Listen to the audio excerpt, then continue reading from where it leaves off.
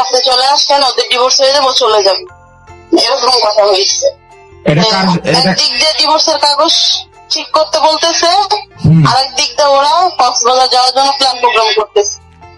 রাস্তায় চলে আসেন, ওদের ডিভোর্স হয়ে যাবে, চলে যাবে, এরকম কথা হয়েছে। একদিক দিয়ে ডিভোর্সের কাগজ ঠিক করতে বলতেছে, আরেক দিক দিয়ে ওরা কক্সবাজার যাওয়ার জন্য প্ল্যান প্রোগ্রাম করতেছে। ভাই গো ভাই, আখিকে তাড়ানোর জন্য তিশা আর আহাদ মিলে যে প্ল্যান করেছে সেই প্ল্যানের ফোন রেকর্ডে এবার ফাঁস হয়ে গেল।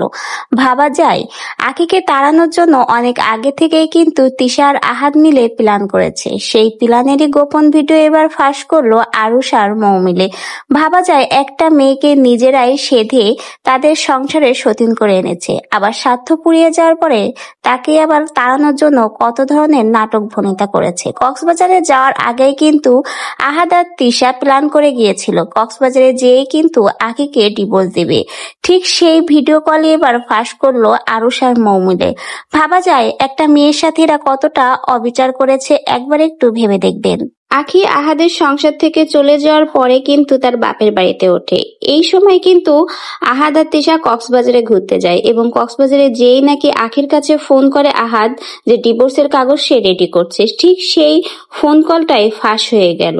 মানে আখিও কিন্তু এই কথাটাই বলেছিল, ভেবেছিল আহাদ আর তিশা কক্সবাজার থেকে ঘুরে আসলে আখি আবার ফিরে যাবে আহাদের সংসারে, কিন্তু এর মধ্যে কক্সবাজারে যেই কিন্তু আহাদ ফোন করে জানিয়ে দেয় যে আখিকে সে ডিভোর্স দেবে। ভাবা যায়, মানে এরা আগে থেকেই প্ল্যান করে রেখেছিল।